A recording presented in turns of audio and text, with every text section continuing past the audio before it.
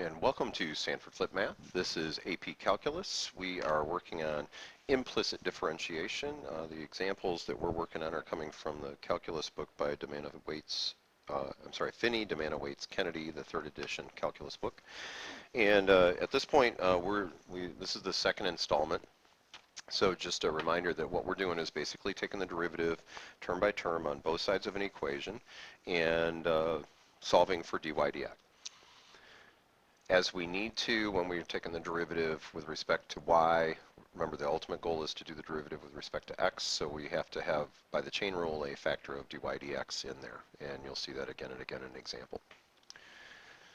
Okay, so again, this is an example from our book, and all the instructions say is find dy dx. Okay, so that's our goal. And we're just going to go term by term doing derivative. So the derivative of x with respect to x is 1.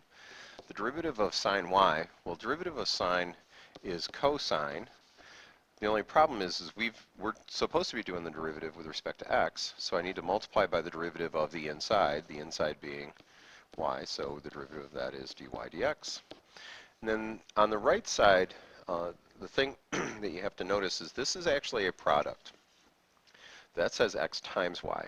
So following the product rule, we're going to do the derivative of the second times the derivative of the first plus the first times derivative of the second. Okay, so again, this is just u and v, and I just did vu prime, uv prime. Okay, all right, and at this point, it's just a matter of get all the dy dx's together on one side and all the other stuff on the other side. So I'm going to subtract the x dy dx from both sides. So I'm going to still have cosine cosine y dy dx minus x times dy dx. Okay, so that's all the dy dx stuff is on the left. Everything without dy dx is going to the right. So I have a y on the right. Y times 1 is y. And I'm subtracting 1 from both sides, so minus 1. Now, I really want a single dy dx. So I'm going to factor that out. I'm going to undistribute. So cosine y minus x. Okay, and one more step to go. We're going to divide both sides by cosine y minus x.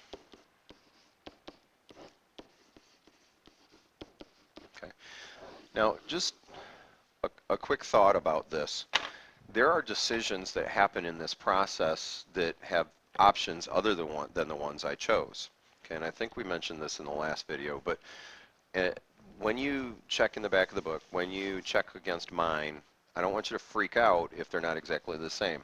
Like an obvious possibility is maybe you took all your dy dx stuff to the right and all the other stuff to the left, and if that's true, maybe you ended up with 1 minus y over x minus cosine y.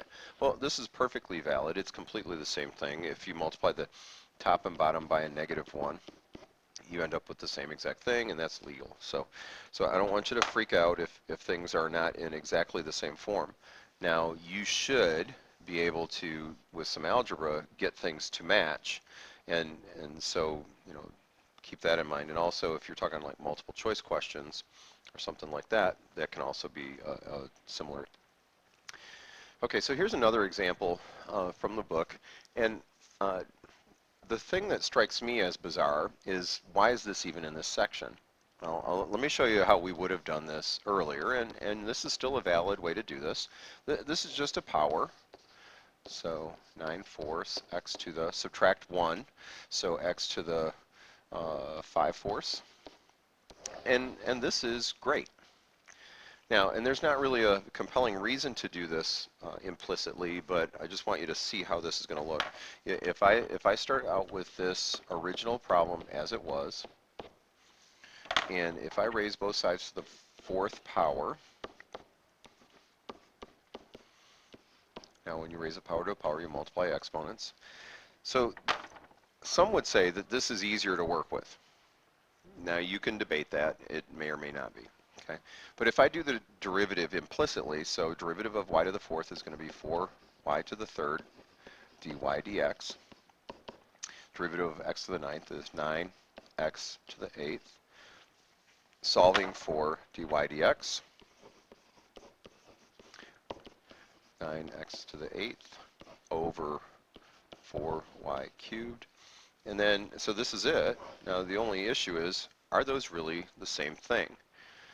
Well, I see the 9/4, so that's not such a big deal. If you were going to kind of track this through, okay, here's your 9/4 times x to the 8th over, well, y cubed. Well, y is the same thing as x to the 9/4, that'd be cubed. Okay, and then this is, again, x to the 8th over, well, this is going to be x to the 27 over 4. That's such a nice number to work with. Yeah, by nice number I mean not a nice number. 9/4 times x to the, well, remember the rules for dividing things with like bases, so I need to subtract exponents. So this is 8 minus 27 over 4. Well, that would be 32 over 4. Yes, you can go back in time with your math here. 32 minus 7 is 5, so 5/4. Okay, so again, the only reason I did this wouldn't be required. You could be done back here, but again, I just wanted you to see that in fact this, which I just showed you is the same as that, is in fact the same as this. Okay, so that was the only reason to do that, is to show that they are in fact equivalent. Okay? Okay, well, let's just do one more example. And again, this time, again, this is from the book. Sorry, that's my little warning. And what we're supposed to find is the equation of a tangent line and the equation of a normal line to this. Okay? And so in order to do that, we need a point. Yay, we have a point! Okay, so already I know it's going to be y minus pi over 2 equals something times x minus pi over 4. Okay, so that's going to be the tangent line. And then for the normal line, it's going to be y minus pi over 2 equals something times x minus pi over 4 instead. Yeah.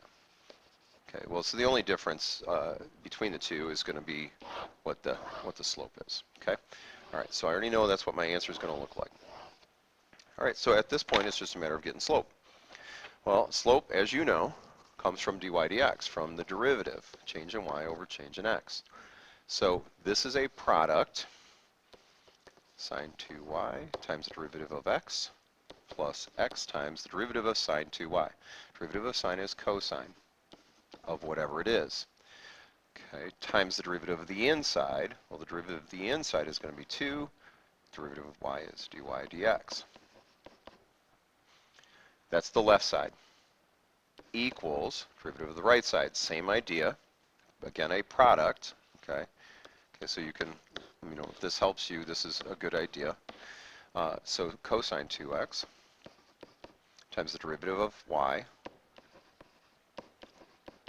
plus y times the derivative of cosine. I'm going to run out of room here. That was poor planning. Negative sine 2x times the derivative of the inside, which is 2. All right, so I need dy dx. Well, I see a dy dx here. I see a dy dx here. I'm going to have those terms on the left side. I just like the dy dx stuff on the left. And so I'm going to have 2x cosine 2y dy dx. I'm going to subtract that guy from the other side, minus cosine 2x dy dx. Okay, this is the left side, equals. On the right side, I already had this, so this is going to be a negative 2y sine of 2x. I need to subtract this guy from both sides, so minus sine 2y. And again, I'm going to have to factor out dy dx, in other words, undistribute. So 2x cosine 2y minus cosine 2x, okay, equals what I already had on the right side.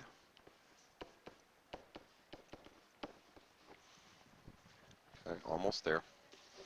Okay, so dy dx equals negative 2y sine 2x minus sine 2y over.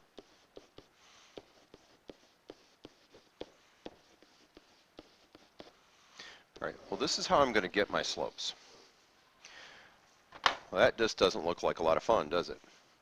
Okay, so let me remind you that the point we're working with is pi over 4, pi over 2.